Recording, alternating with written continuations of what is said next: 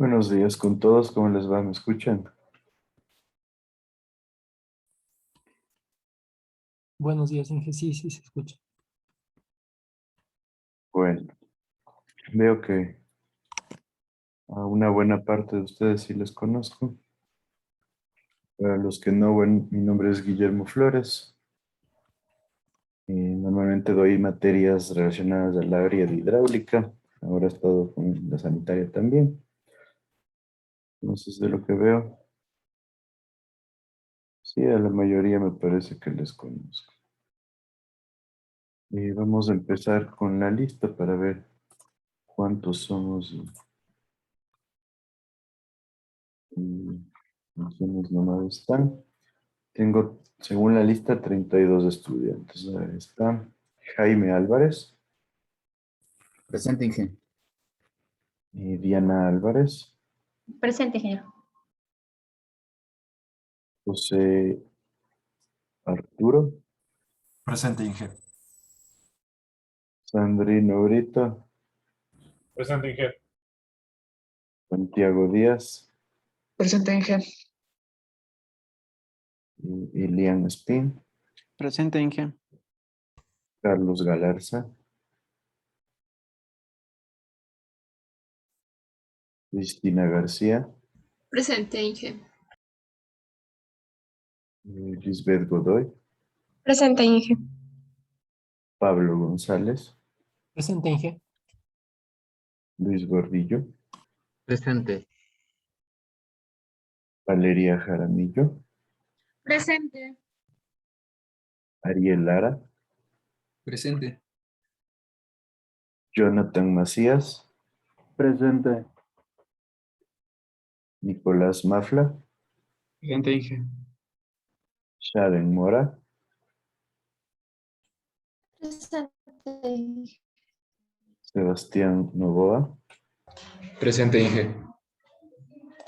Julián Peñafiel, Presente, Inge. Vladimir Ponce, Presente, Inge. Erika Kinga,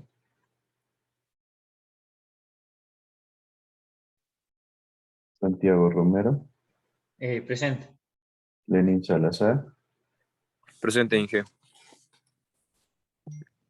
Andy Salazar, Presente. Nicole Sánchez, Presente, Inge. Sara Serrano, Presente, Inge. Dani Tibán, Presente, Inge. Dominic Huaca, Presente, profe. Andrés Verde Soto, Presente, Inge. Byron Vinuesa, Presente, Inge. Brian Vizcaíno, Presente, Inge. Edgar Yuquilema, Presente, Inge. Mireya Zurita. Presente, Inge. Estamos con un curso bastante largo. De los tres que tengo, este es el más largo y veo que no han sido tantos conocidos como yo pensé. Bueno, cuéntenme un poco ustedes cómo les ha ido con esta experiencia de las clases virtuales. Ya están en octavo. Lamentablemente, bueno, sí, yo sé que es un poco complejo, pero ¿qué me dicen? Cuéntenme. A ver, mm, Cristina García, cuéntame tú. Con respecto a las clases virtuales, o sea, no todo es malo. Como ventaja creo que tengo más tiempo para estudiar porque ya no hay como que distractores. Pero de ahí siempre hace falta la interacción social. Creo que es. Ya, perfecto. Y en el desarrollo de lo que son las materias ya propiamente dichas. Bien. O sea, duro, pero sí, sí, sí, es posible estudiando. Ya, perfecto. Y no han tenido ningún tipo de problema entonces. Yo no. Perdón, alguien me dice que no puede activar la cámara ni el micrófono. El resto puede activar.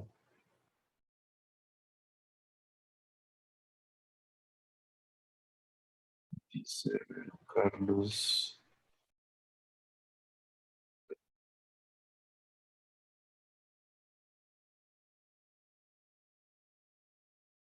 Carlos de Esteban, no me aparece el apellido. ¿El resto se le puede activar el micrófono?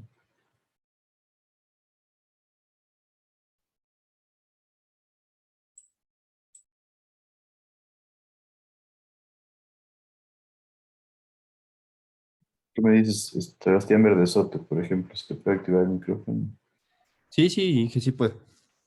Sí, alguien me dice que no puede porque ha sido desactivado por el host, pero no creo que tenga ninguna opción activada.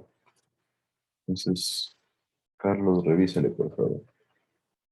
Bueno, entonces, ¿qué les han dicho ustedes acerca de la vuelta a las aulas presenciales?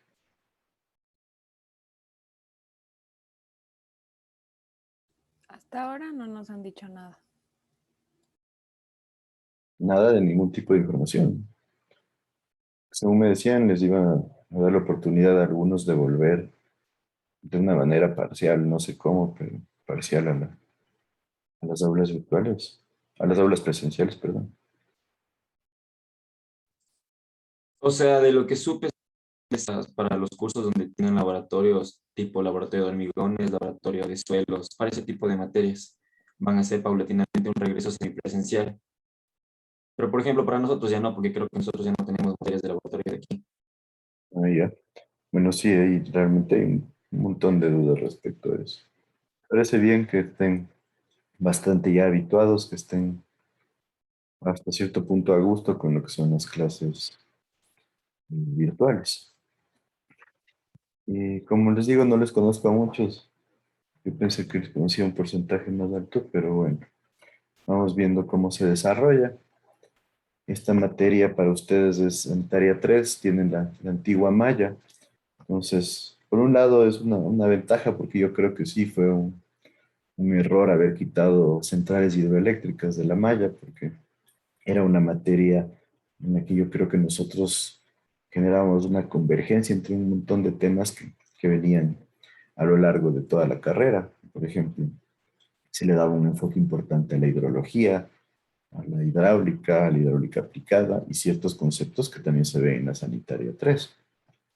Entonces, yo creo que deberían aprovecharlo.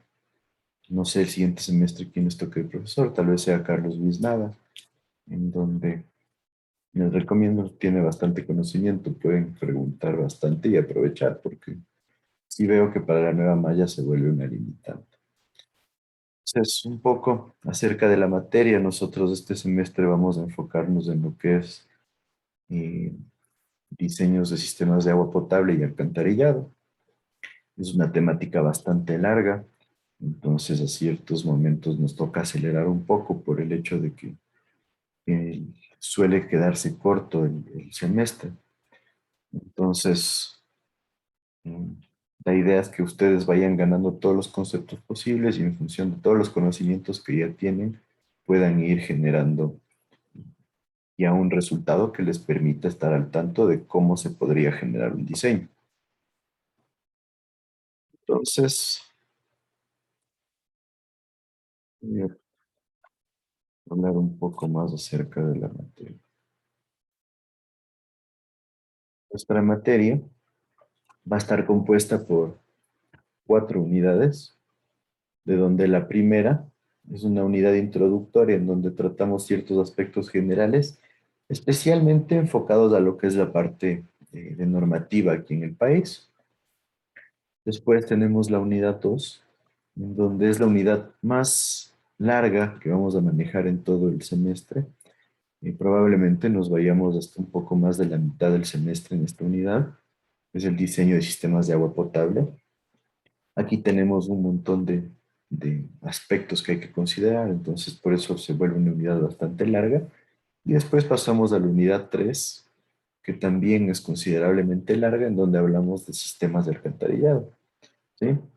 Especialmente haciendo énfasis en los 3 tipos principales de alcantarillado que se manejan y las características que deben tener. Para terminar con una unidad que normalmente se nos queda un poco corta, que, que se enfoca en lo que es la operación y mantenimiento de redes de agua potable y alcantarillado, ¿sí? Entonces esperemos uno de los problemas es que, bueno, si vamos a tener varios feriados este semestre, porque un par de nos afectan a nosotros, así que hay que ir cuidando lo que es el avance de la materia. Ahora, entonces, dentro de lo que serían las normas, eh, obviamente el respeto debe primar en el aula de clase. Yo normalmente les doy 10 minutos para que entren. Vamos, ahorita estamos con las famosas medidas de flexibilización que se han generado. Y deberíamos tratar de que no se vuelvan una forma de aprovecharse del sistema, sino más bien tener en cuenta de que sí, todos hemos tenido varias situaciones dentro de esta pandemia que ha sido totalmente inesperada. Entonces, la idea es que nosotros tratemos de generar una organización. Y yo sé que muchas veces tienen problemas con el internet, problemas con las computadoras, entonces suelo ser bastante flexible, pero también suelo llevar un control. Por ejemplo, ha habido casos de gente que se conecta solo para la lista y después se desconecta, ese tipo de cosas, yo creo que debemos evitarlo, ¿no? Entonces, un poco enfocado a eso, el respeto, y haciendo énfasis de que normalmente los 10 primeros minutos tienen para conectarse sin problema y ahí empiezo a tomar la lista. Se puede ingresar a la segunda hora de clase. A esto me refiero que si alguien llega muy tarde, solo tendrá la asistencia de la segunda hora de clase. Nosotros tenemos 2 días con 2 horas de clase, entonces vale la pena tenerlo claro. Ahora, yo solo subo las faltas al sistema Banner y eso automáticamente al final les da el reporte. Entonces, traten de cuidar las faltas. Ha habido estudiantes que ya han tenido pérdidas por faltas. Entonces es importante controlarlos. La copia en los trabajos y exámenes yo sé que se ha vuelto un problema bastante generalizado con las clases virtuales. Entonces, yo he visto ciertas formas de evitarlo. Yo sé que es bastante fácil para ustedes tratar de copiar en los exámenes especialmente. Entonces, he visto y se me ha dado bien que últimamente he tratado de tomar los exámenes en parejas. Bueno, no, últimamente ya lo vengo haciendo de un tiempo, pero como una forma de controlar la copia en las aulas virtuales me parece que ha sido bastante aceptable. Entonces, probablemente sigamos con eso. Tengo un problema con un estudiante del otro curso que por un cruce de horarios va a estar en una clase en el uno, una clase en el otro. Entonces, tengo que ver cómo cuadrar con él nada más, pero yo creo que sí podríamos mantener ese tipo de exámenes. Y los trabajos también, solamente mando trabajos en grupo. Para eso necesito yo que armen, organicen grupos. Somos 32. Podríamos ser 8 grupos de 4 personas. Entonces, porfa, para mañana que me entreguen información de cómo serían conformados los grupos. Estos grupos nos van a servir para los trabajos. Mando distintos tipos de trabajos. En el segundo bimestre les suelo mandar ya un trabajo que es bastante largo. Normalmente me lo entregan en el tercer bimestre. Y ese trabajo suele tener un importante peso dentro de lo que son las notas. Entonces, ¿tienen algún representante del curso?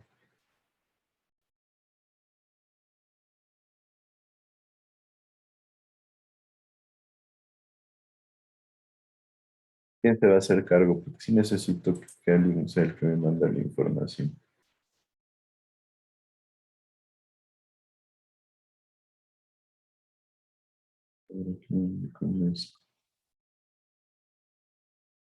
Sandrino, a ti te voy a delegar para que me recopiles la información. ¿Sí los conoces a todos? No, Inge, pero ya creamos un grupo de WhatsApp, entonces ahí les puedo pasar la información también. No hay problema. Ya, chévere. Entonces, a ti te delego para que te hagas cargo y mañana que tengan los grupos para yo poder tener eso ya definido. Listo, Inge. Otra situación en la que siempre voy a hacer énfasis a los alumnos de quinto, de sexto, y ahorita ustedes de octavo, es lo que son citas y referencias. Es obligatorio para todos los trabajos y puede llevarles a que pierdan la mitad de la nota en un trabajo solo por eso. Espero que ya tengan claro, sí tienen la materia de comunicación oral y escrita. Yo sé que a veces no es la ideal, pero se supone que ya estaría dándoles todas las herramientas para que puedan citar y referenciar de manera correcta. ¿Cómo se sienten respecto a ese tema? ¿Qué me pueden decir? ¿Qué me dices, Julián Peñafiel? Perdón, disculpe, se me cortó la conexión. ¿Cómo? Acerca de lo que es las citas y referencias. ¿Tienes claro qué es lo que debes hacer? Ah, claro, en eso no tendríamos problema. ¿Seguro? Bueno, espero que sea así. Y en realidad, en serio, les digo, ahorita antes de empezar la clase de las 8, estaba revisando un resumen, porque, bueno, a veces se inventan también algunas cosas. Para la gente que da exámenes complexivos, ahora le están pidiendo resúmenes, pero acabé de revisar un resumen y había un montón de fallas en lo que es citas y referencias, entonces por eso nuevamente hago hincapié. Las citas y referencias es algo vital. Y ojo que el resumen que les estoy hablando ya es una entrega formal para graduarse. Entonces, si alguien tiene dudas, puede preguntarme cualquier cosa, pero les hago hincapié especialmente por la situación de que ustedes ya mismo están en noveno y después ya se graduarán en no más de un año probablemente. Entonces, necesitan estar muy bien en cuanto a lo que es los conocimientos de citar y referenciar. Y ahora están casi que con la necesidad de hacer una maestría después de graduarse. Y si van o tienen aspiraciones de ir a una buena universidad, en una buena universidad una de las principales enfoques que se dan es lo que son los ensayos académicos y las citas y referencias. Entonces, en muchos casos yo he conocido estudiantes que han tenido problemas, e inclusive algunos han sido expulsados de ciertas universidades por fallas en las citas y referencias, por el famoso plagio, ¿no? Entonces, una universidad de renombre, si usted está en un caso de plagio, les va a vetar por lo menos 3 años de volver a ingresar a esa universidad. Entonces, vale la pena que ustedes tengan esas herramientas. Y lo mismo, que sepan hacer ensayos académicos, que tengan claro todo el esquema organizacional de cómo debería ser el ensayo y cómo debería estar citado. Entonces yo a veces sí molesto un poco por esto, especialmente porque les digo, me llegan las tesis con un montón de fallas y las tesis, ustedes están máximo ya, en teoría, según la presión que les están dando, ya en 6 meses deberían empezar a hacer la tesis. Ahorita ya deberían buscar tema, deberían empezar a armar el tema, el plan. Y hasta ahora en todos los años que estoy en la universidad, no me ha llegado una tesis que yo diga está perfecto todas las citas y referencias. Inclusive hace un par de años me llegó una tesis en donde me puse a contar porque sí me indigné, pero tenía sobre las 400 faltas de ortografía. Entonces, tienen que motivarse. Yo siempre les digo, ¿qué pensarían ustedes ya si están al otro lado, ya son ingenieros? Y les llega un ingeniero recién graduado y les presenta un informe técnico con faltas de ortografía. Primero se va al piso de la universidad y después se van al piso ustedes. Entonces, por eso sí hago hincapié en que ustedes mejoren y busquen generar un buen resultado en lo que es ortografía, en lo que es organización de un informe, de una tesis, un documento, cualquiera, y lo que son las citas y referencias. Yo creo que es una de las debilidades más grandes de nuestra carrera. Ya les digo, no que entre dirigir y revisar he sido siquiera unas 50, 70 tesis y no ha habido ninguna tesis que realmente yo diga haya estado perfecta en cuanto a lo que es citas y referencias, y peor en ortografía. Entonces, tengan eso en cuenta y traten de mejorar. Cuanto al esquema de notas, nosotros vamos a manejar a las 4 notas lo mismo. Antes había una diferenciación, ahora ya no. El examen teórico y práctico van a sumar 10.5 puntos. La teoría va a ser 4.5 y la práctica va a ser 6 puntos. Siempre los trabajos van a sumar los 2 puntos Y eventualmente, en la nota final, suelo mandar yo, dependiendo de qué tan bien se haya desarrollado la clase, un trabajo extra en donde el trabajo extra es una forma en la que pueden sumar puntos. Normalmente el enfoque estaba dado para lo que es ayudarles a los que estaban un poco mal en notas, pero realmente he visto que la gente que hace los trabajos extras, en su mayoría son gente que más bien tiene notas del medio para arriba. Entonces todos tienen la posibilidad de hacer los trabajos y realmente sí me parece bueno que los que tienen buenas notas quieran mejorarlas, así que siempre estoy abierto a eso. De ahí, eh, normalmente no suele haber muchos jalados. Bueno, ahora que estamos en las clases virtuales y con las medidas de flexibilización, realmente yo sé que se ha vuelto hasta difícil, por así decirlo, jalarse, pero el semestre pasado tuve 3 personas que perdieron en la materia de sanitaria. Entonces, yo les diría, motívense y traten de hacer las cosas bien. ¿Hasta aquí alguna duda?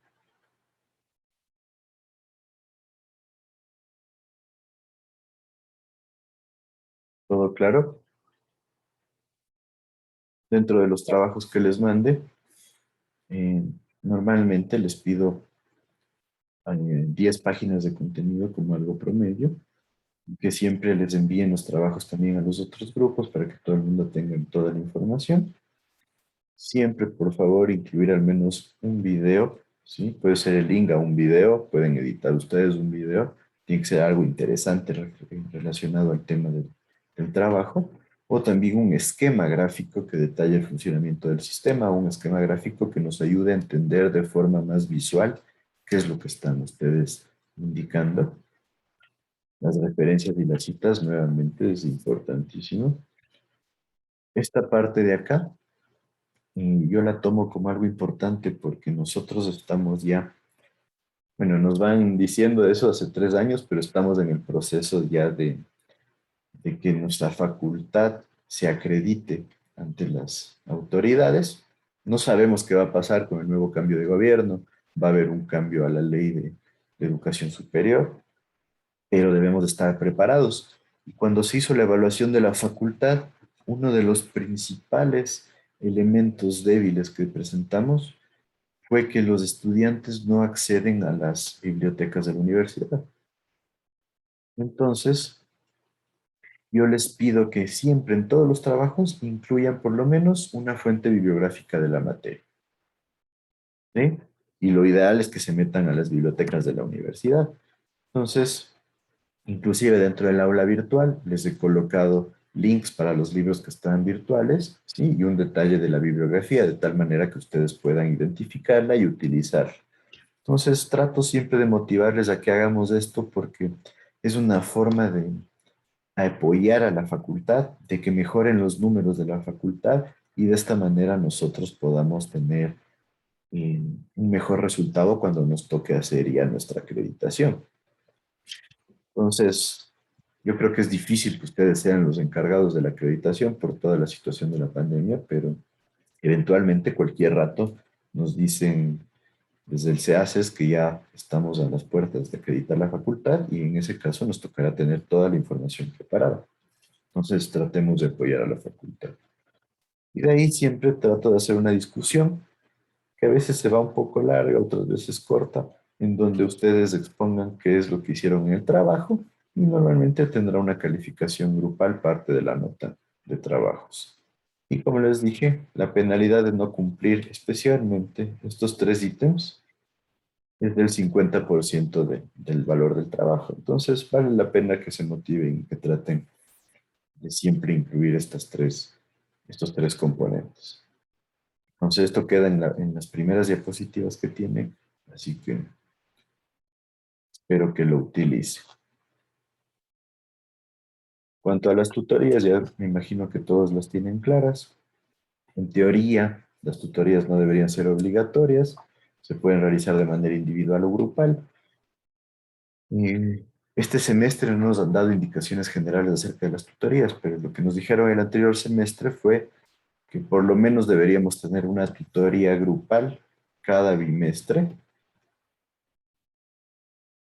Entonces deberíamos manejar por lo menos 4 al semestre, así que trataremos de hacerla antes o después de las clases o quedar en un horario. No necesitamos que sean tutorías de 2 horas, podrían ser 30 minutos, 40 minutos, 1 hora, dependiendo de qué tantas dudas tengan. Y en ese tiempo podríamos resolver un ejercicio, evaluar dudas o yo qué sé.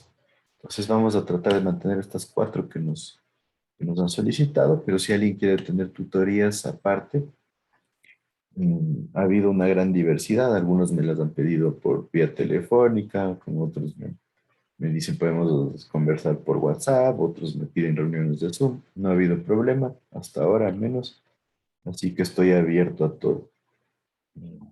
Vale la pena que hagan las tutorías porque igual si alguno tiene una beca o si alguno está mal en notas o tiene condicionamiento, es un respaldo para ustedes de que están motivándose y están tratando de mejorar sus notas. Entonces vale la pena que ustedes sí traten de generar estas tutorías para siempre tener un respaldo de que están poniendo de parte.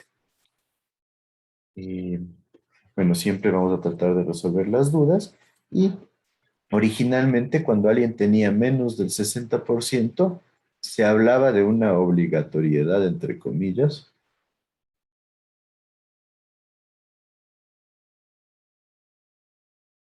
Entonces, decían que era obligatorio, pero no. El semestre pasado nos dijeron que sí iba a ser obligatorio, pero yo no sé si fue invención de alguien y pusieron este límite en el 70%. No sé realmente cómo controlan, porque yo solamente subo las tutorías al sistema de tutorías en el banner. Entonces, claro, me dicen si es que el 70% es el límite. El promedio general que se maneja en Sanitaria 3, desde que yo empecé a dar esta materia, ha sido de más o menos de entre el 65 y 68%. Entonces, esto significaría que entre el 80 y 90% de los estudiantes van a tener menos del 70%. Entonces, prácticamente todos están obligados a hacer tutorías. Esto les dejo ahí como una nota que me parece un poco extraña, ¿no? Porque se dice que no son obligatorias, pero después sí. Entonces, a que lo tengan en cuenta, especialmente, como les digo, si alguien tiene condicionamientos o alguien tiene becas, podría ser algo que influencie. De todo esto, ¿alguna duda?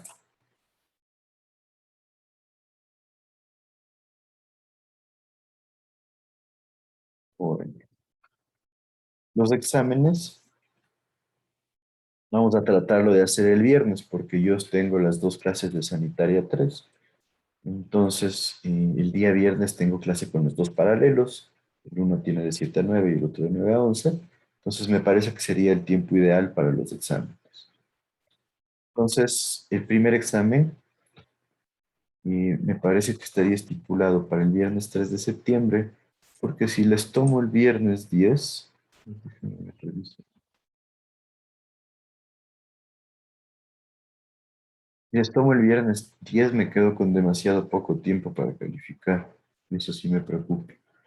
Entonces, normalmente viene a ser una ventaja para ustedes que sea el viernes 3 porque realmente no va a haber demasiada materia.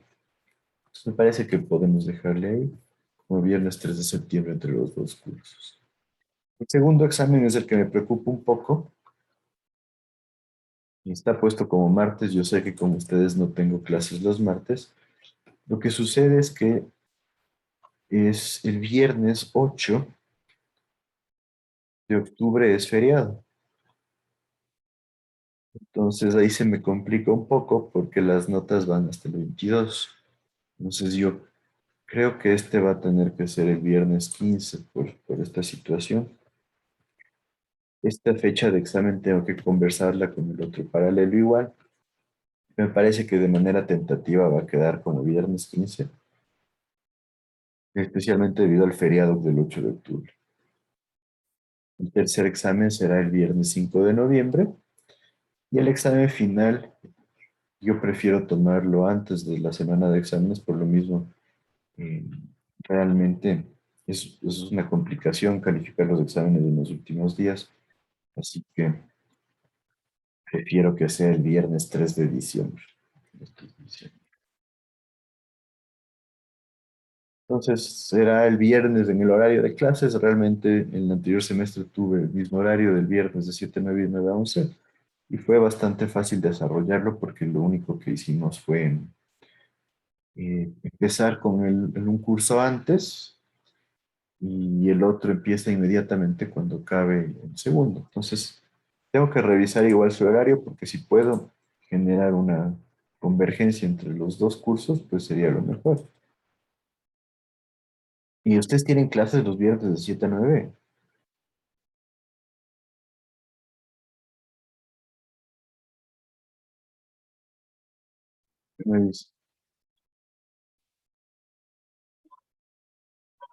Por lo pronto sí, pero usted está viendo si puede, si se puede mover esa hora, pero, o sea, sí tenemos por lo pronto. ¿Pero qué clase tienen? Administración de empresas constructoras. Con Javier Castellanos. Ajá.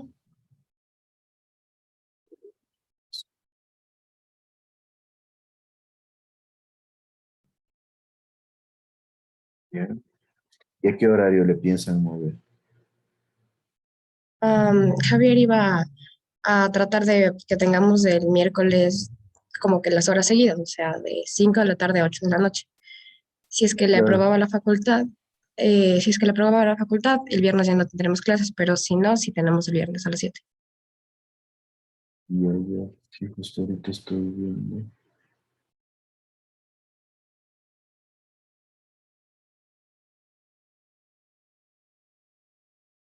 Claro, sí, sí, es un problema eso. Pero bueno. Entonces, en esencia, si logran cambiar eso, creo que sería lo más fácil. Mantener los exámenes a la misma hora entre todos. Son bastantes estudiantes, entre los dos cursos son prácticamente 60 estudiantes, entonces a veces es un poquito complicado calificar y controlar eso. Entonces veamos cómo se da. Pero las fechas yo creo que van a ser inamovibles. Y bueno, aquí dentro de las primeras diapositivas lo mismo les incluyo lo que son los resultados de aprendizaje, lo que son las metodologías, recursos, etcétera. No creo que vale la pena revisarlos, pero sí vale la pena que ustedes sepan que están en las diapositivas, que está en el aula virtual, ya está cargado el sílabus, entonces simplemente si algún rato necesitan algo, pueden accederlo ya sea por las diapositivas o por el sílabus que está en el aula virtual. Nuevamente, esto también es parte de la acreditación. En teoría se suponía que alguien podría venir y preguntarles cuáles son los resultados de aprendizaje de esta materia, entonces vale la pena que siempre sepan dónde está. Tienen la bibliografía también aquí, tanto la digital como la básica y complementaria, de donde yo les recomiendo que el libro de Corcho Romero lo utilicen. El de Saldarriaga también es bueno, ya está en el aula virtual, en la última versión, que es la del 2016. Y de ahí el de Pérez Carmona también creo que puede ser interesante para ciertos aspectos. Entonces, tienen los links a los libros virtuales dentro de su aula virtual. Como he estado un poco extraña, la verdad he tenido un montón de problemas con el aula virtual, estoy tratando de arreglarle y ya espero que todo se estabilice. Aquí están mis datos de contacto, cualquiera puede contactarme. Según la facultad, la forma preferida de contacto debería ser siempre el correo. No tengo problema con eso. Pero, por ejemplo, algo que sí se ha vuelto un problema es que no acaban los exámenes y de repente me llegan 5 o 10 correos de los exámenes que no acabaron. Entonces, en muchos casos empecé a ponerles penalidad por eso, porque había gente que me empezó a mandar los correos 20, 30 minutos después, entonces obviamente eso es inaceptable. Tengan eso en cuenta. Y cualquier duda también puede ser a través del celular, pueden llamar, pueden mandar WhatsApp. Yo realmente no tengo un problema con eso. Creo que para mí es inclusive la metodología más fácil de contacto. Y igual, Sandrino, tú que vas a hacer el link con los estudiantes del curso, entonces, digo, ya nos conocemos, así que no creo que haya ningún problema. Algo donde sí les pido, a veces me ponen preguntas y ni siquiera las veo, es en el aula virtual. Hay la sección de las preguntas del aula virtual. Realmente es súper complicado porque a veces llegan las notificaciones al correo y otras veces no. Entonces les pediría que ese no sea el método principal. Algo que sí he abierto son foros dentro del aula virtual. Esos foros son obligatorios, hay que cumplirlos. Es una de las exigencias que viene desde el rectorado de la universidad, que los estudiantes participen en los foros porque es una forma de intercambiar lo que es conocimientos, dudas, y de hacer ciertas preguntas específicas. Entonces, por favor, los foros sí van a ser obligatorios. Y yo los voy a considerar para los mismos grupos de trabajo que ustedes me tienen que entregar. Y en esencia, tómenlo, o la idea que nos dieron a entender a nosotros es que sean una manera de contacto entre el curso, ¿sí? Debido a que estamos en este tipo de reuniones a distancia, por así decirlo, o no presenciales, y es una forma de que ustedes generen interacción. Realmente, para mi gusto, no es la mejor interacción posible, pero es un requisito y entonces nos toca a todos cumplirlo. ¿Está ahí alguna duda, algo que no esté claro?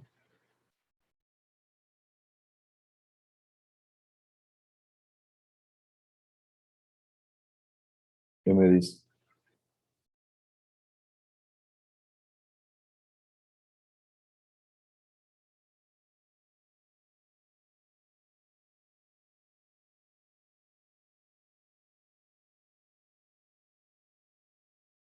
A ver, ¿qué me dices? Luis Gordillo, ¿tienes todo claro? ¿Alguna duda? ¿Algo que creas importante mencionar? No, todo está bien claro.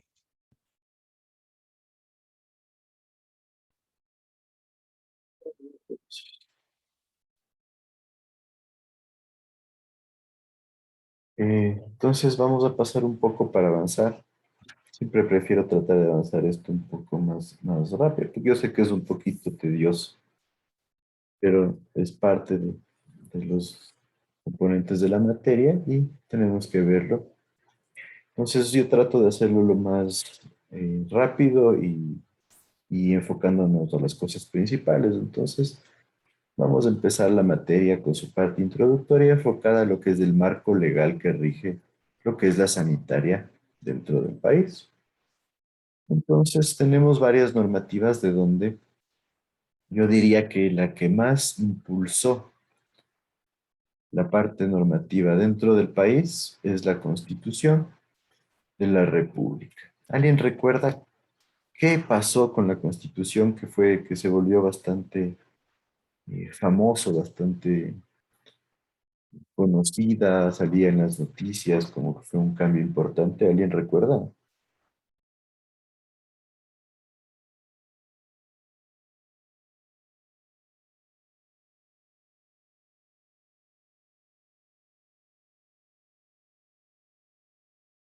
¿Me dices?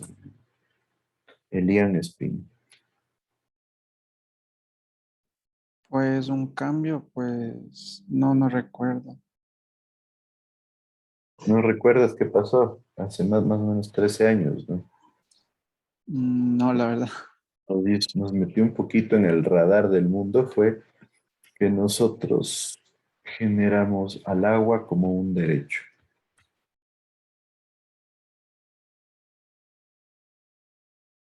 Se volvió el agua un derecho de todos.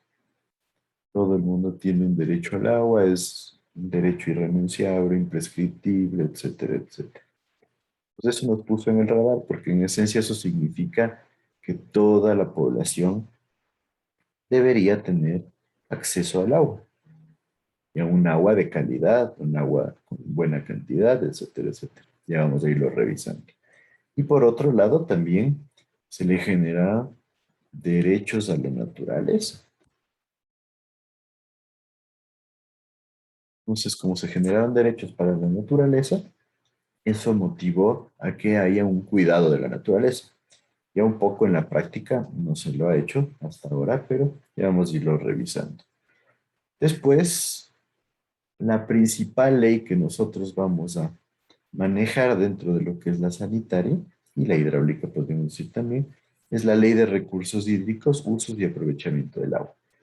Esta es la ley que rige qué se puede hacer y qué no se puede hacer, quién tiene tales potestades y tales no, cómo se pueden dar los permisos de uso del agua, etcétera, etcétera.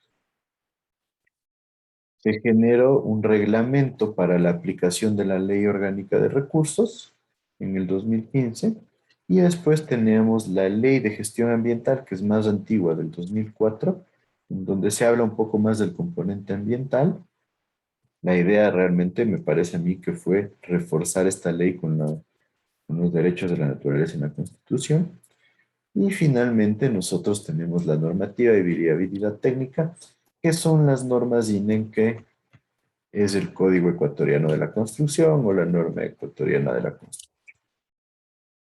En esencia, la norma ecuatoriana de la construcción enfocada a lo que nos compete a nosotros está en la normativa para lo que es diseño de sistemas de agua potable y alcantarillado para poblaciones mayores a 10.000 habitantes.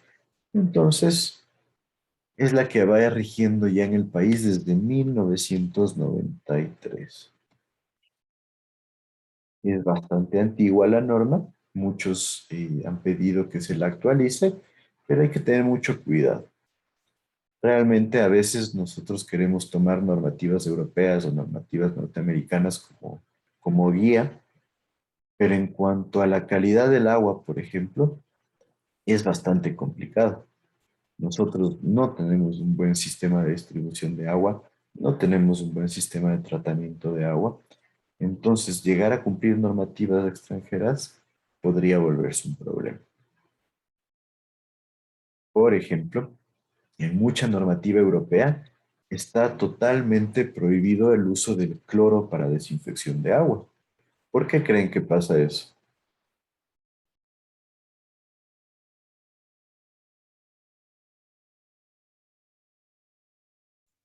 Porque puede reaccionar con la materia orgánica y generar cloroformo. Porque puede generar cloroformo, exacto. Esa reacción es bastante peligrosa, entonces en la normativa europea dijeron realmente se prohíbe utilizar cloro para desinfección. ¿Qué métodos se utilizan? En algunos países todavía se mantiene lo que es el ozono, en otros está prohibido y la forma de desinfección predilecta es lo que es los rayos ultravioleta. ¿Cuál sería el problema de usar rayos ultravioleta en nuestro medio? No tiene efecto residual. No tiene efecto residual. Exacto.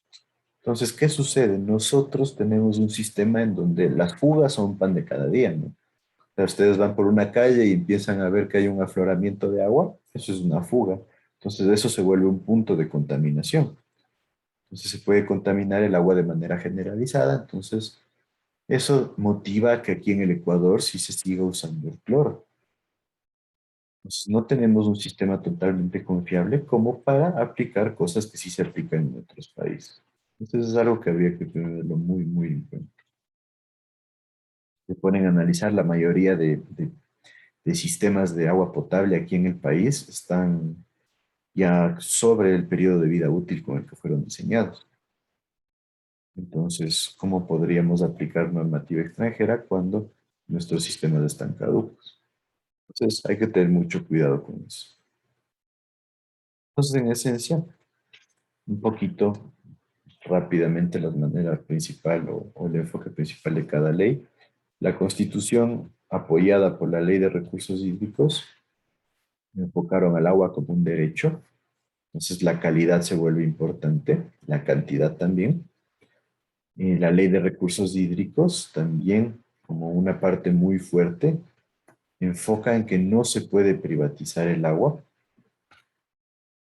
El reglamento de la Ley de Recursos Orgánicos, la Ley Orgánica, perdón, de Recursos, genera ya definiciones y definió que exista un ente regulador.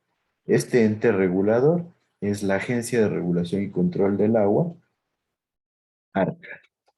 Está suscrita a CENAGUA. ¿Qué sucedió?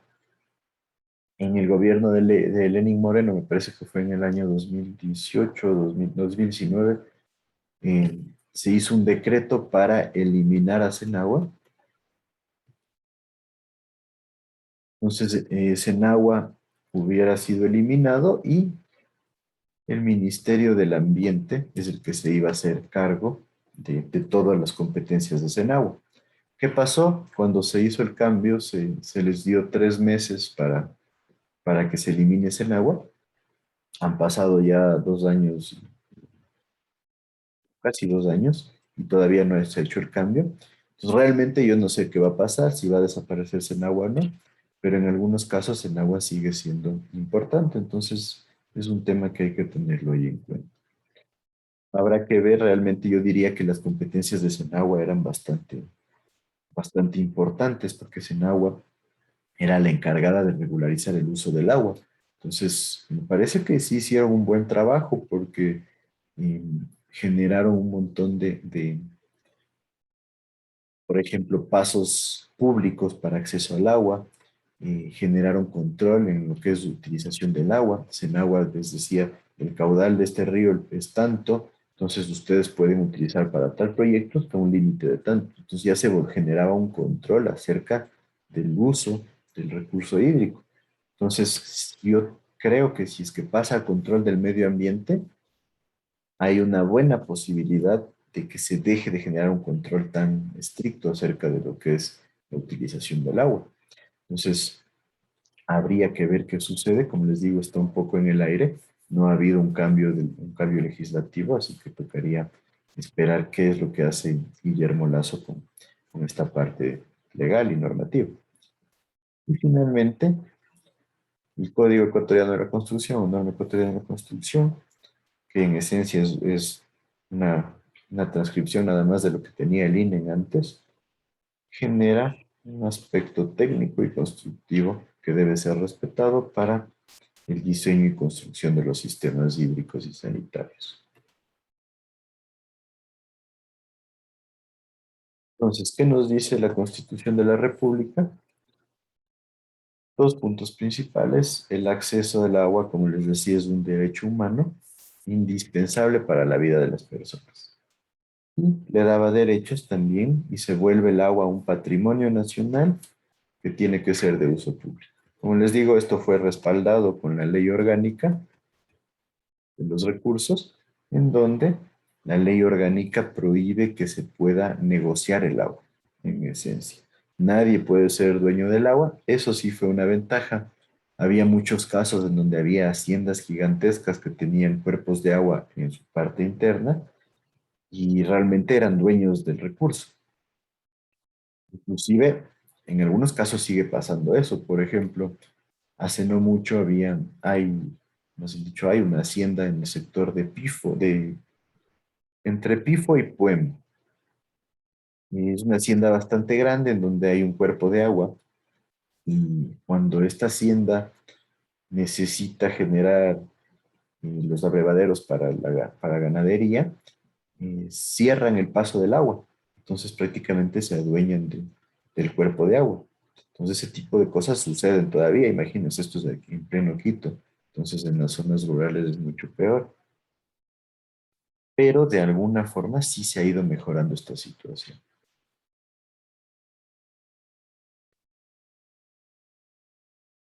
Entonces en su artículo 12, la Constitución nos dice: el derecho al agua es fundamental e irrenunciable. O sea, todos tenemos derecho al agua. Va a ser de uso público, lo mismo, inalienable, imprescriptible, inembargable y esencial para la vida. O sea, todo el mundo tiene derecho al agua, todo el mundo va a tener agua en cantidad, todo el mundo va a tener agua de calidad, ¿sí?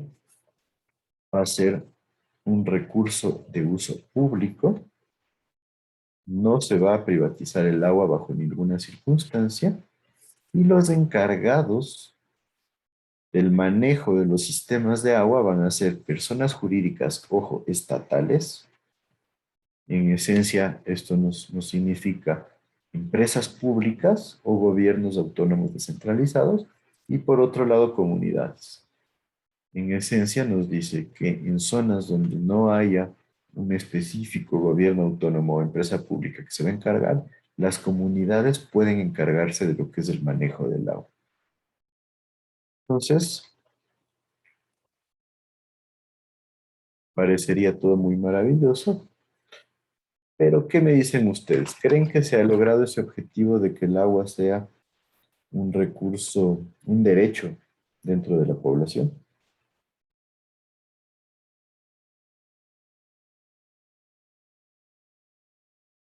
¿Qué me dices, Martina Vaca?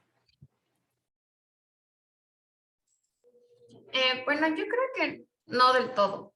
O sea, en una gran mayoría sí se ha cubierto esto porque antes era peor, pero por ejemplo, digamos a un caso extremo, no Ajá. sé, indigentes. Ellos no tienen derecho al agua, o sea, ¿dónde van a ir a tomar agua? ¿Me entienden? Entonces, todavía no se ha controlado que esto realmente se cumpla para todas las personas, porque vendría a ser ya un derecho. Perfecto, ¿no es cierto? Va por ahí. Realmente es un derecho, sí, pero es un derecho en papeles, porque ustedes váyanse a zonas de la costa, zonas remotas, en el oriente. Si ustedes se ponen a ver el análisis de con cuánta agua contamos en el Ecuador, en líneas generales, todo el Ecuador tiene alrededor de, en promedio, más o menos 8.000 metros cúbicos por habitante por año. El promedio de disponibilidad de agua a nivel mundial es de más o menos 1.800 metros cúbicos por habitante por año. Entonces, ya hablando de promedios, nosotros tenemos entre 4 y 5 veces más agua por habitante que el resto de países. Entonces, yo creo que por ese lado nosotros nos hemos vuelto un poco descuidados en cuanto a lo que es el cuidado del agua. Y por otro lado, si nosotros analizamos la vertiente amazónica del Ecuador, ¿no es cierto? Eso lo ven en hidrología. Toda todos los ríos que desembocan en el Amazonas, si nosotros relacionamos la población que vive en la vertiente amazónica, que sería todo el oriente del Ecuador, y la cantidad de agua que tenemos en esa vertiente, me parece que está alrededor de los 90.000 metros cúbicos por habitante por año. O sea, como 50 veces más que el promedio mundial.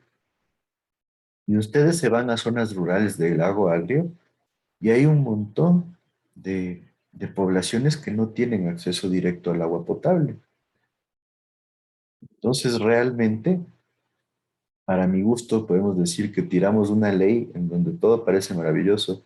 El agua es un derecho, entonces todo el mundo va a tener derecho a agua. Y después, ya van a ver, en la ley de recursos hídricos se dice, acá está, el agua tiene que ser limpia, suficiente, salubre, aceptable, accesible y asequible. Vayan a ver los análisis que se han hecho, no sé si vieron, pero se hicieron análisis aquí en Quito, que en teoría es la ciudad con mejor manejo de la distribución de agua potable del país. Se encontraron residuos de coliformes fecales en zonas rurales, en la parte de las zonas rurales de Nayón, en Puembo, en Pintag.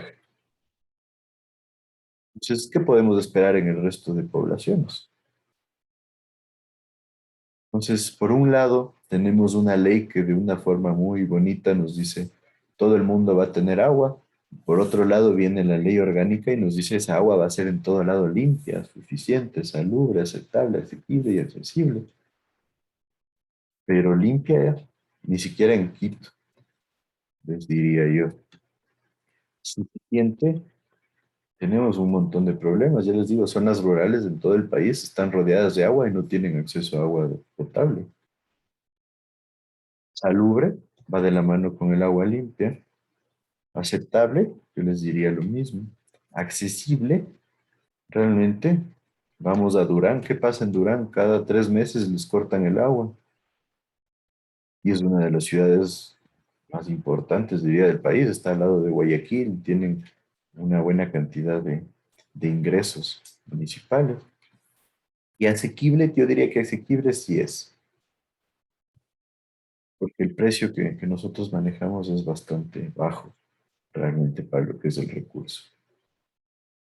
Entonces, realmente es una de las fallas principales, creo yo, de nuestro país, en donde nosotros ponemos leyes muy bonitas, pero no van de la mano con un plan de acción.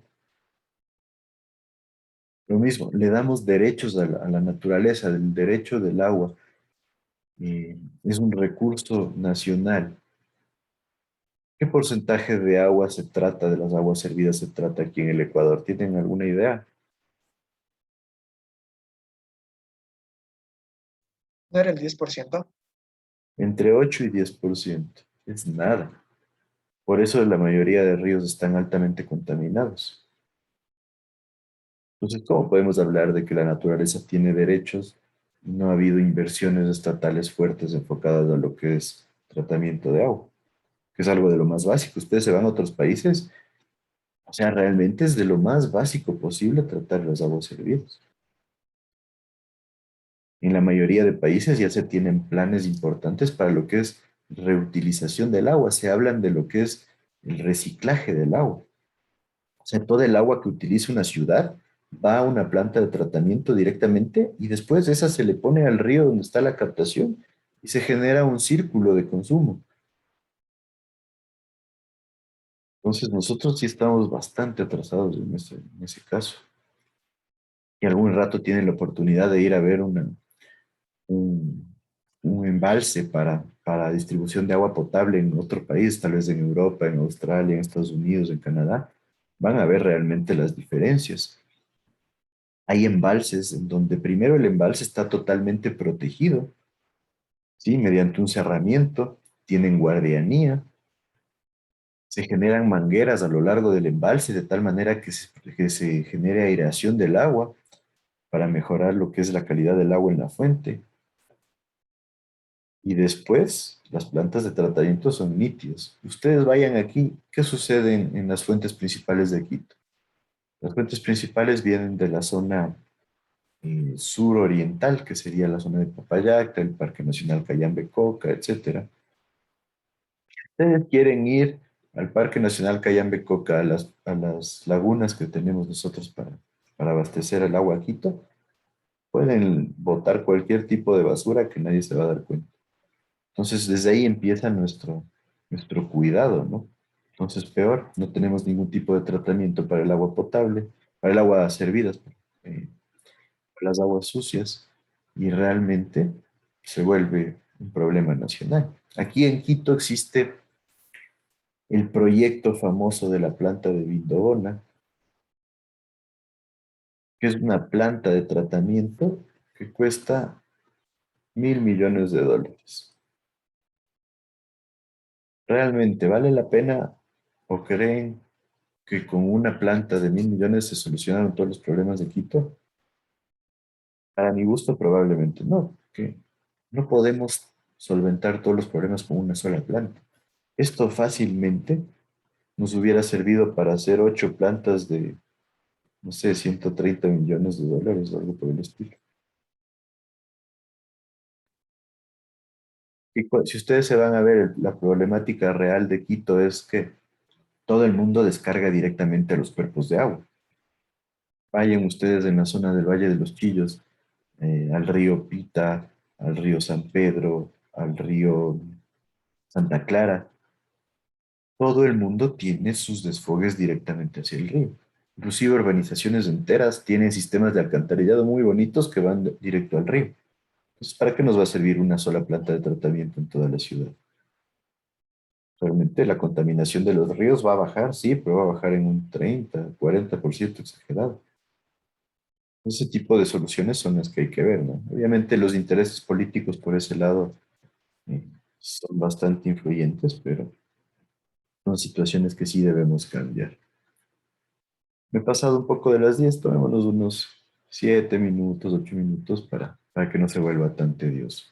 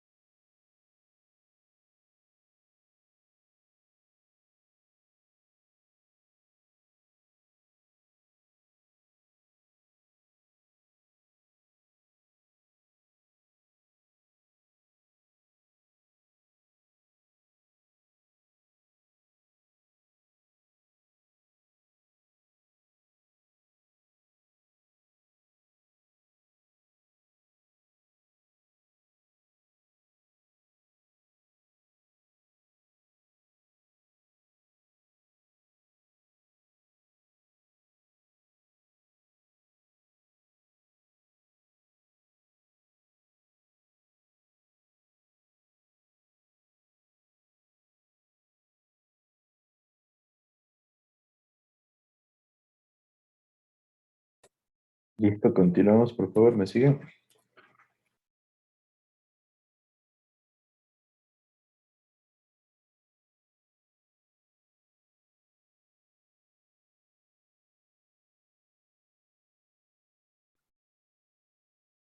Bueno, entonces, un poquito lo que seguíamos viendo, la Ley de Recursos Hídricos y Usos de Aprovechamiento del Agua nos prohíbe la comercialización del agua. No puede ser privatizada y no puede generar lucro. Y por otro lado, se definen los límites hídricos, que es algo importante. ¿Cuáles son los tipos de infraestructuras hidráulicas? Y quiénes van a ser los administradores del agua potable. Enfocado también a qué autorizaciones de uso del agua se puede dar y qué plazos van a tener esas autorizaciones. Esto es importante porque de esa forma nadie puede ser dueño del flujo de agua. Inclusive, por ejemplo, en ríos realmente importantes como el río Napo, por ejemplo, el caudal promedio es de más o menos 1800 metros cúbicos por segundo.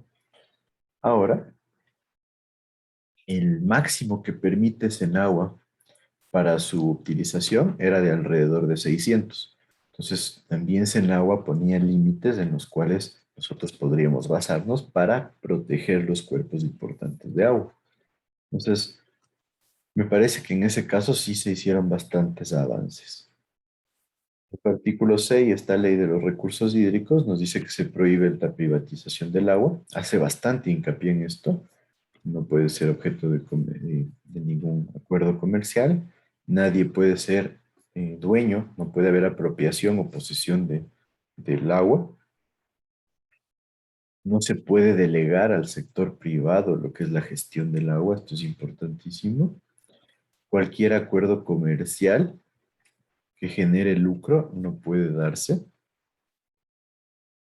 Toda forma de generar mercantilización con el recurso hídrico tampoco se puede dar.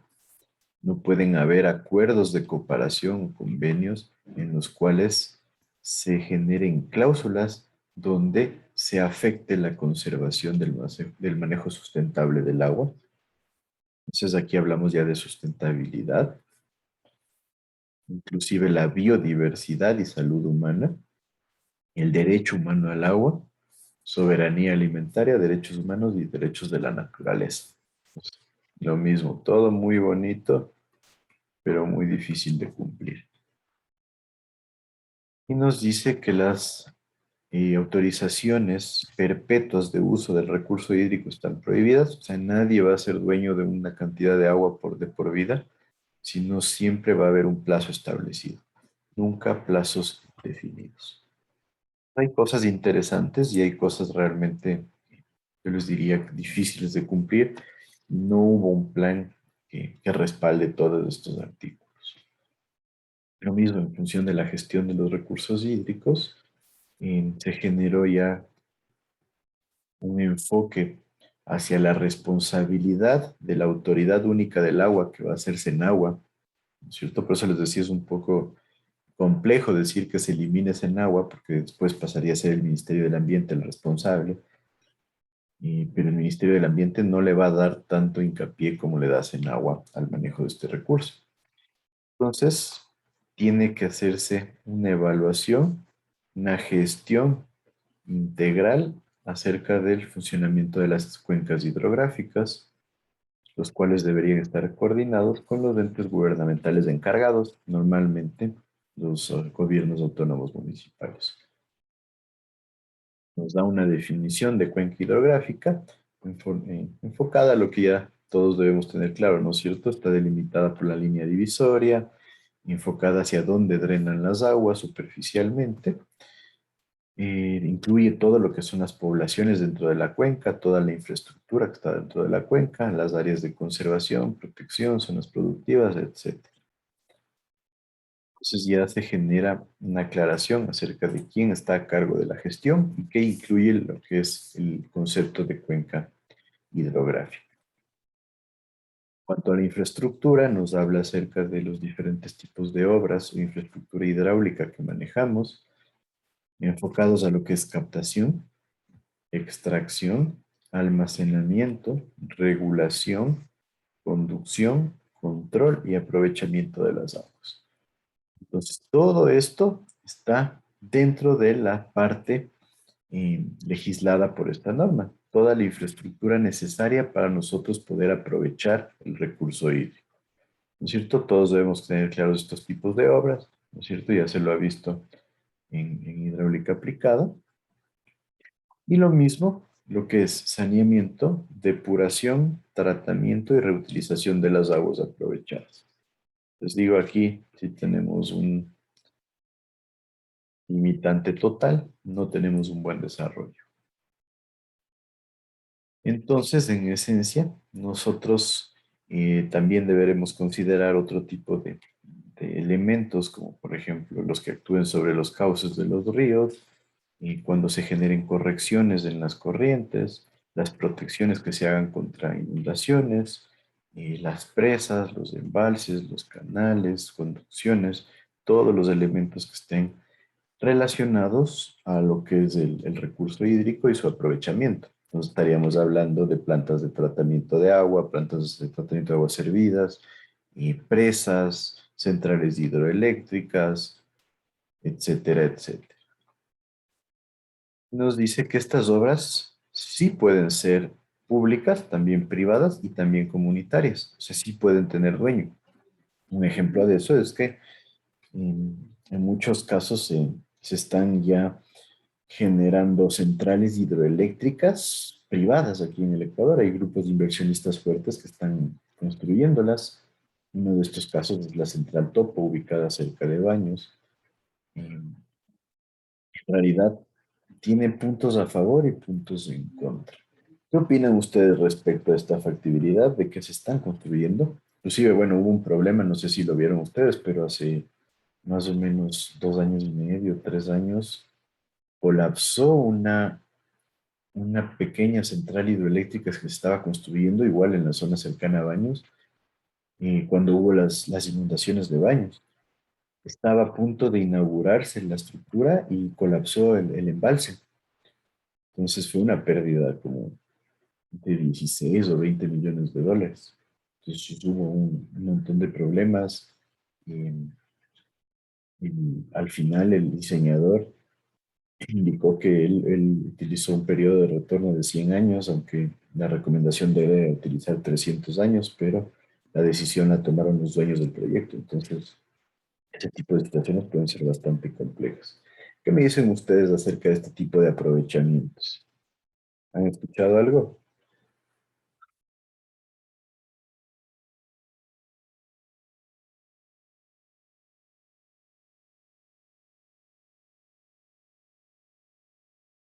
¿Qué me dices, Santiago Romero?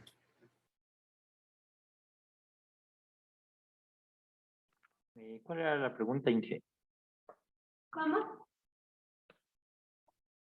¿Qué has escuchado tú de la infraestructura hidráulica privada? Especialmente les estaba hablando yo acerca de las centrales hidroeléctricas privadas dentro del país. Creo que el recurso del agua debe ser más bien un bien público, pero he visto cómo a veces cuando está a cargo el gobierno no se da los cuidados o los mantenimientos adecuados como lo haría una institución privada, y eso lo podemos ver claramente en lo que es vías. Entonces considero que aquí en el Ecuador no es tan bueno que esté a cargo el Estado, pero que el agua ser un derecho de todos, debería ser el Estado el que esté a cargo. ¿Ya? Bueno, en este caso no sería el agua propiamente dicha, sino más bien el uso del agua como una fuente de energía, ¿no? Para poder generar las centrales hidroeléctricas. Pero les pongo un dato. Hasta los datos, bueno, en la pandemia no los he visto, pero justo hasta antes de la pandemia, la central hidroeléctrica de San Francisco y la central hidroeléctrica de Agoyán, que son dos centrales icónicas en el país, estaban trabajando alrededor de entre el 50 y 60% de su capacidad. mientras que las centrales privadas estaban trabajando alrededor del 90-95% de su capacidad. Y la central más grande del país, la central del Coca-Codo, tiene una potencia instalada de 1500 megavatios. Me parece que no ha llegado todavía a sobrepasar los 1000 megavatios de trabajo. ¿Qué piensan acerca de eso? El manejo privado es más eficiente. Por un lado, más eficiente, pero bueno, todavía no llegan a centrales hidroeléctricas. Nosotros tenemos el sistema interconectado nacional. Entonces, en el sistema interconectado, todas las centrales hidroeléctricas, termoeléctricas, eólicas, que son un par, están conectadas. Entonces, en esencia, nosotros ponemos a trabajar a las centrales cuando necesitamos producción de energía. Ahora, si están trabajando al 50%, ¿qué significa eso? Que realmente el país no necesita que trabajen al 100%. Por otro lado, han habido inversiones privadas que están trabajando cerca del 100%, el 90-95%. Entonces, la situación va que nosotros ahorita realmente no necesitamos tantas centrales hidroeléctricas como las que tenemos. Lo del Coca-Cola hasta ahora no llega a sobrepasar los 1000 megavatios, pero por un lado es la cuestión técnica, todos los problemas que ha habido, que es terrible realmente. Es criminal lo que se hizo ahí. Y realmente podría llegar a ser peor si es que la socavación que está generando el río Coca llega a la casa de máquinas. Sería realmente crítico, porque en esencia hay un informe que dice que no se debería hacer una central tan grande en ese sitio porque el río es joven y hay peligro de socavación. Pero tampoco se necesita que trabaje al 100% porque no hemos tenido problemas de eléctricos. No ha habido cortes de luz, no ha habido quejas de que no hay agua en los embalses. Entonces, podemos ver que o están mal focalizadas las inversiones o realmente qué sucede para que a las centrales privadas se les permita trabajar casi al 100%. No existe la necesidad de trabajar con las centrales públicas al más del 50-60%. Y ojo, que estas centrales trabajan al 50% porque no es recomendable que bajen su capacidad más. Entonces, ese tipo de situaciones se dan en nuestro país y hay que tener mucho cuidado, ¿no? Tengan en cuenta que todavía hay centrales que por problemas políticos todavía no están acabadas, ¿no? Hay unas 2 o 3 centrales que están ahí estáticas y cuando se las termine realmente va a ser, se terminó para que realmente no funcione. Entonces, ese tipo de situaciones se dan. Mientras que por el otro lado estábamos hablando que no existe infraestructura para tratamiento de aguas.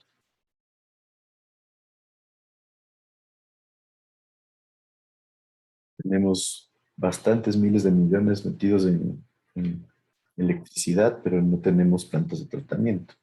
Y ojo que la Vindobona, que les mencionaba, tiene también un sistema en el cual se van a utilizar turbinas para generación de energía eléctrica.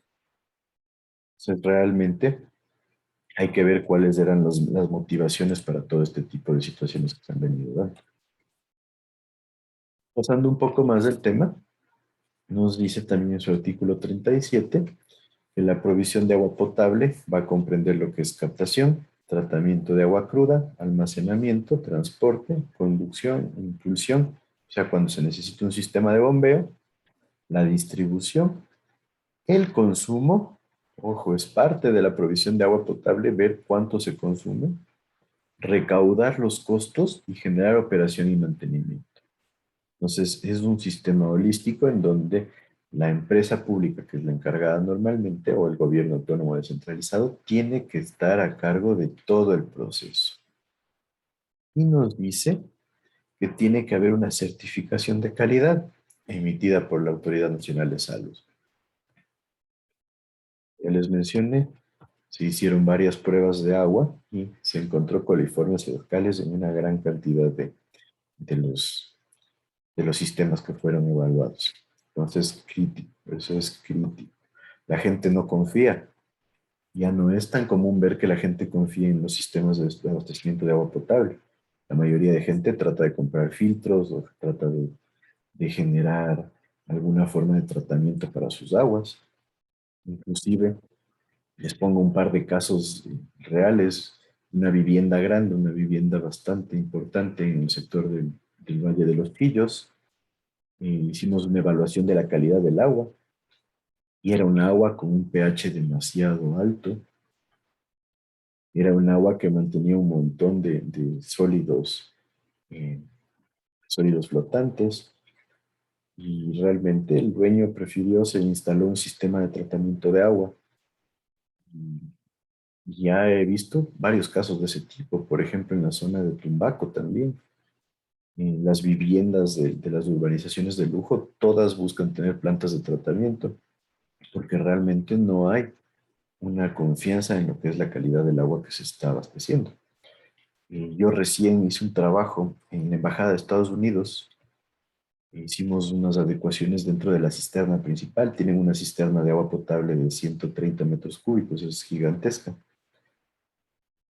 Realmente para ellos fue crítico quedarse 2 semanas sin agua. La Embajada de Estados Unidos tiene una planta de tratamiento que probablemente le gana al 80% de las plantas de tratamiento que tenemos aquí en el país. Y ellos me dieron a entender que para ellos es crítico utilizar el agua de la ciudad de Quito por todas las evaluaciones que ellos hacen de la calidad del agua.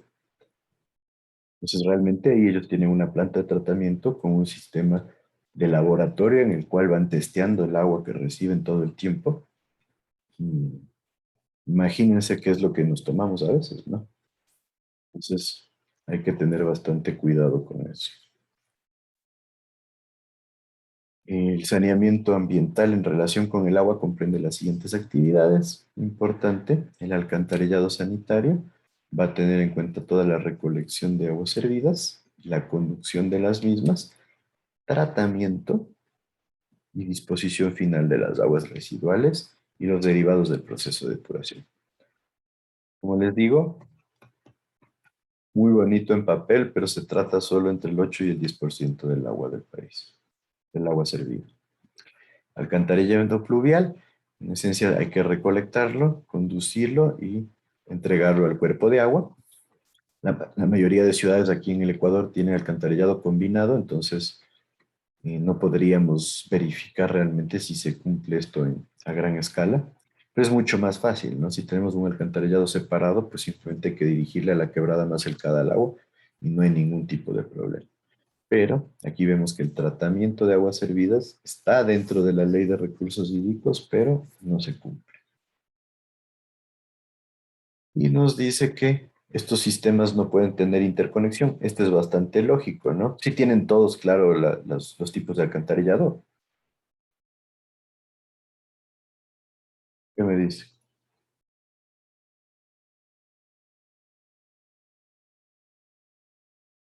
Valeria Jaramillo, ¿qué me dices tú? El de aguas lluvias y el de aguas servidas. Servidas. ¿Y aquí en Quito tienes claro cómo funciona? No muy claro. Bueno, aquí en Quito nosotros tenemos lo que se llama un sistema combinado. Cuando ustedes van a ver y no sé, estén construyendo una casa, un edificio, lo que sea, y quieren conectarse al alcantarillado, pues simplemente ustedes mezclan en sus cajas de revisión todas las aguas provenientes de la lluvia y todas las aguas servidas provenientes del uso de los baños. Entonces se mezclan y van a un solo conducto. ¿Qué sucede? Cuando hablamos de diseño, las aguas lluvias requieren diámetros mayores de conducto. ¿Por qué? Porque tienen que ser diseñadas para una lluvia fuerte. Entonces sabemos que no todo el tiempo vamos a tener una lluvia fuerte, pero nosotros utilizamos un periodo de diseño de tal manera que consideremos una lluvia importante para que no colapse todos los meses del sistema de alcantarillado. Entonces, nosotros al mezclar las aguas lluvias con las aguas servidas, estamos contaminando las aguas lluvias que son más o menos limpias con todas las aguas servidas. Entonces, ¿qué significa eso? La relación más o menos está entre 8:1 a 10:1, la cantidad de agua lluvia respecto a aguas hervidas. Entonces, en vez de tratar solo de las aguas hervidas, tenemos que tratar un volumen 8, 9 o 10 veces mayor porque nosotros ya les mezclamos. Entonces, esa es una de las razones principales por la que estamos colapsando en ese modo, podríamos decir, en esa característica que se está dando. Entonces, ¿qué pasó? Hace más o menos unos 10 años se hizo un cambio generalizado de todo lo que son los sistemas de matrices de alcantarillado, los famosos colectores principales de Quito. Los colectores principales eran los colectores del Amazonas, de la 10 de agosto, de la Rodrigo de Chávez en el sur, de los túneles, etc. Se los renovó totalmente, pero yo creo que era una buena forma de dar un paso, por lo menos, para empezar a separar el alcantarillado. ¿Por qué? Porque, por ejemplo, en la parte de los túneles tenemos una gran cantidad de agua lluvia que llega a ese colector, porque todas las laderas de la montaña captan el agua lluvia y las llevan mediante un sistema de terrazas hasta este colector.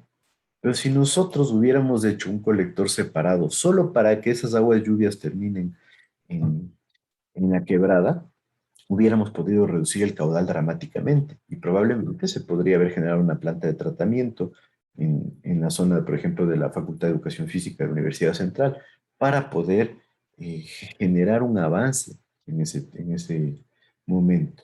Pero no se lo hizo y realmente seguimos con el problema. Y ojo que esos colectores tienen una vida útil de 50 años, ¿no? Nos tocará esperar 40 añitos más para ver si se da chance de cambiarlos. Y eso sí es que se los cambia a tiempo. Los colectores se los cambió porque colapsaron, no porque la vida útil mm, ya llegó a su límite. Entonces son cosas que pasan aquí. Entonces hay que buscar soluciones. Por ejemplo, yo les diría, algo que veo que se está dando y me parece que es bueno, es que en las nuevas urbanizaciones, cuando son grandes, se está obligando a generar plantas de tratamiento. Yo hasta ahora he visto solo 2 casos, pero y es un avance. Pero ¿por qué no se les obliga a las nuevas urbanizaciones? ¿Perdón? Trabajando en una organización y pasó algo parecido porque el ingeniero me estaba explicando de que ellos habían hecho como un mini lago para ir a recibir como que las aguas lluvias y Ajá. eso lo hacían como con las mismas aguas lluvias, como había bastantes áreas verdes, lo aplicaban para riego. Exacto. Y tenían una planta de tratamiento para aguas hervidas. Exacto, esa es la idea. Se está empezando a hacer, pero realmente no creo que haya una normativa que lo rija. Inclusive hubo una discusión porque una tesis vamos a hacerla en función de eso, de un conjunto en Sangolquí que les están obligando a hacer una planta de tratamiento. Pero claro, Fernando Castro se iba por el lado de normativa, sí, que no existe una normativa que lo permita, que no debería hacerse, pero en esencia debería ir por ahí.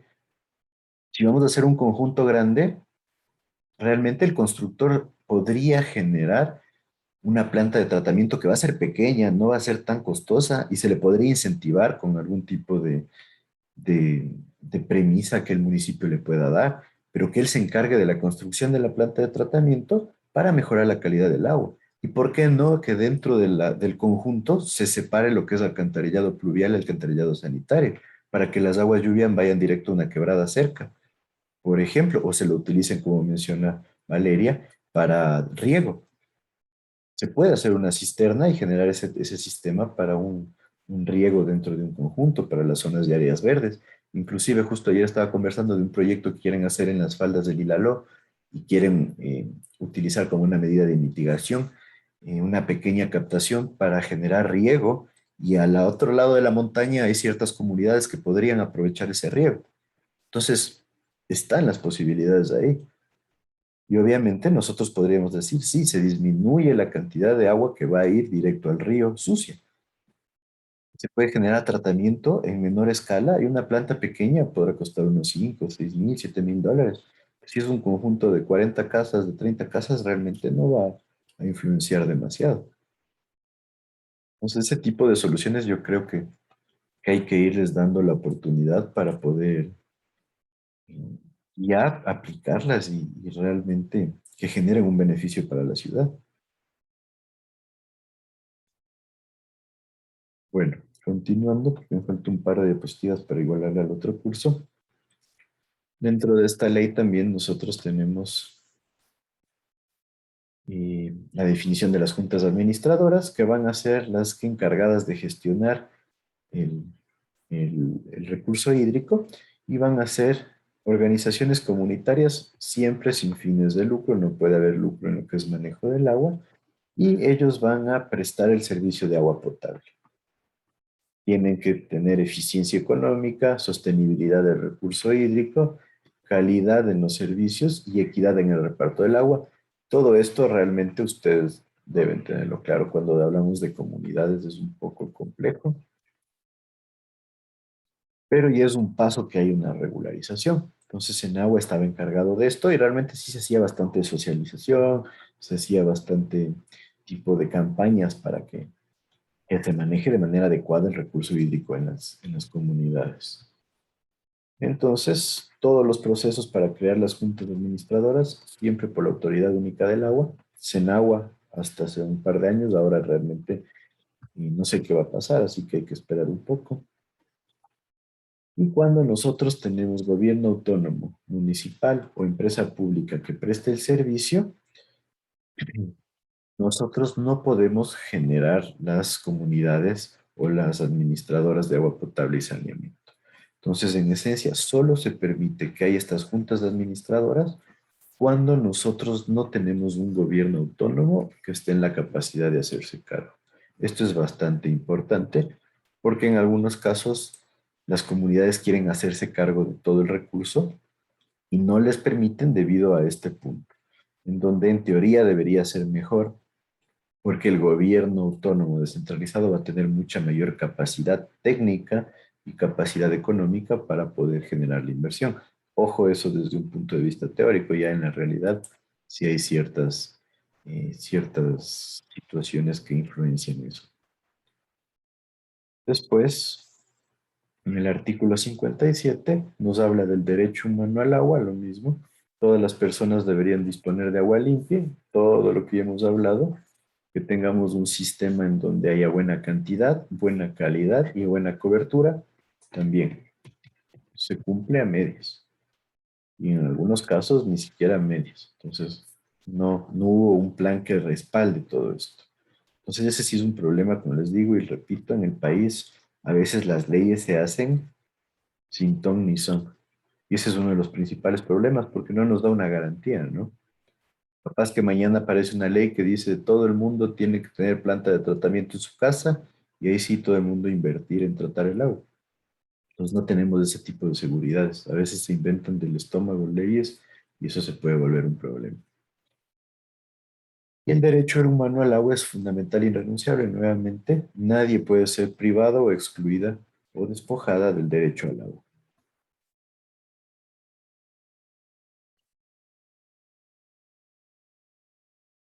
En cuanto a las autorizaciones, se dice que van a haber varios tipos de autorizaciones para el uso de agua, que en esencia es que la entidad encargada del manejo del recurso hídrico nos apruebe un consumo de agua. ¿Sí? Nos dice que el enfoque va a estar destinado principalmente a lo que es el consumo humano y el riego que garantice la soberanía alimentaria. Entonces, en esencia nos dice que estos van a ser los principales usos que se le debería dar al agua, ¿sí? Incluyendo también lo que es ganadería, el abrevadero de animales y actividades de producción acuícola, como están previstos en la ley. Entonces, las autorizaciones en cambio para aprovechamiento productivo van a ser generadas para tres tipos de actividades. Primero, las actividades de uso humano, que van a tener un plazo de 20 años que pueden renovarse por periodos sucesivos de la misma cantidad de tiempo. Pues en esencia ya no es un uso perpetuo, sino si va a ser una actividad de consumo humano, tiene que volverse a hacer el trámite 20 años después. Esto va de la mano con que normalmente el periodo de vida útil de un proyecto de distribución de agua está por lo menos entre 15 y 20 años. Entonces, cada que tengamos que hacer modificaciones al sistema de distribución, nosotros debemos hacer un análisis y pedir una autorización para la utilización del recurso. Por otro lado, cuando hablamos de riego, acuicultura y abrevadero de animales, esto está dentro de la soberanía alimentaria y el plazo va a ser de 10 años, no más de 10 años que se pueden renovar por igual periodo. De esta manera existe un control bastante fuerte en este caso porque, les digo, el consumo de agua para abrevadero de animales en algunos casos puede ser muy alto, especialmente cuando no hay una eficiencia en el manejo. Por eso se reduce el periodo. Y después tenemos autorizaciones con plazos determinados cuando hablamos de actividades productivas. Ojo, que no estén consideradas dentro de la soberanía alimentaria. Entonces, en esencia, estamos hablando de empresas que necesitan para su modelo de negocio utilizar agua. Por ejemplo, embotelladoras de agua, industrias, etcétera, etcétera. Entonces, a ellas se les entregará el permiso por un plazo de no más de 10 años, que también puede ser renovable. En esencia, de esta manera se produce un control en cómo se está utilizando y cuánto se está utilizando del recurso hídrico.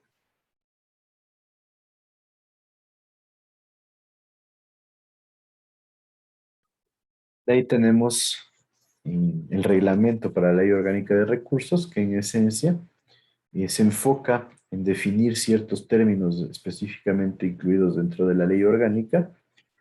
Y nuevamente, hace hincapié. ¿Quién es el principal regulador? ARCA. Es una entidad suscrita en agua. Entonces ahora no tenemos claro qué va a pasar. Y si hace un cambio, realmente debe ir de la mano con un cambio en esta ley. Los límites naturales se definen como rivieras y cauces. Ya vamos a ver qué son. Y nos habla ya de la servidumbre de uso público, que en esencia va de la mano con los que nos decía la ley, en donde no puede haber gente que se apropie del recurso hídrico.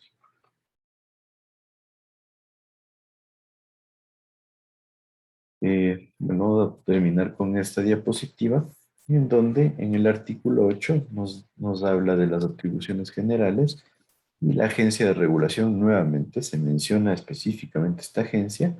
Nos dice que tiene carácter técnico-administrativo, es parte de la Secretaría del Agua, tiene personalidad jurídica, maneja una jurisdicción nacional y nos dice que va a ejercer la regulación y control integral e integrada de todos los recursos hídricos en el país. Cantidad de agua, calidad de agua, las fuentes de agua, las zonas donde va a generarse la recarga de los acuíferos, la calidad de los servicios públicos, obviamente relacionadas al sector del agua, y todos los usos y aprovechamientos que se le dé al agua. Entonces, esto es importante porque esta entidad es la encargada de controlar todo lo que sucede a nivel nacional. Entonces, de ahí viene la importancia de ARCA. Ya en la práctica, yo diría que ARCA nunca terminó funcionando como se establecía. Más bien, la Secretaría Nacional del Agua, Senagua, era la encargada del control y de todo lo que debía hacer ARCA.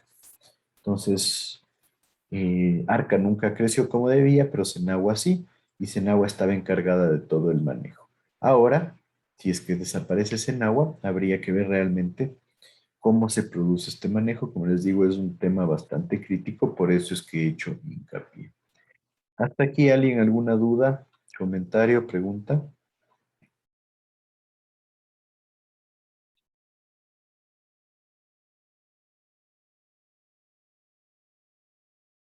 Bueno, si no hay dudas, podemos quedar ahí. Yo sé que estas clases son a veces un poco tediosas por tantas leyes, pero vale la pena que ustedes tengan claro qué es lo que sucede en el país. Entonces, nos veríamos con ustedes el día de mañana. Una buena tarde a todos. Hasta luego, Inge, gracias. Profe, gracias. Hasta luego, Inge, gracias.